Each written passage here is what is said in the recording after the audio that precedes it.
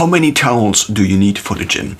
Now, to throw towels onto benches and wherever you are working out, you probably need at least one in a size like this. This is the M Nabaji from Decathlon, and many people at my gym also have this exact same one, which is kind of funny. In all the cities where there's a Decathlon around, people usually have this, and then also if people kind of are into black as a color, then they usually have the same one. Now, if you now have this thrown on the bench already, and it is maybe sweaty, but it is also maybe sweaty from other people's sweat that maybe is still on the bench, then I think it would be ideal if you at least have a second towel to shower with.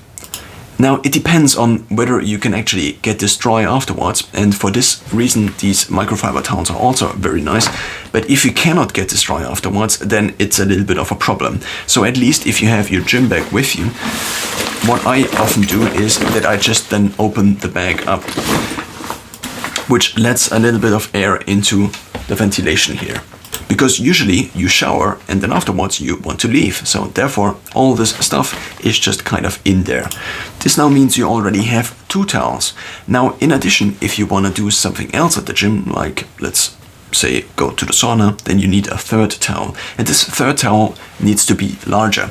Why does it need to be larger? Because in the sauna, usually it needs to cover also. So basically, if you're sitting on the sauna and this is a seat, then it needs to cover the area at which you sit on, but it also needs to cover the area at which your feet lie on or stand on. So therefore it needs to be larger. What I have is the Nabaji towel also, but it's the L version, the large version, compared to this being the medium version, which is, I think, sufficient for at least putting it onto the machines and benches. You could also argue maybe for showering it would be more comfortable with also the large one, but I also use the M1 for showering, which is a little bit insufficient, but I think it does the job.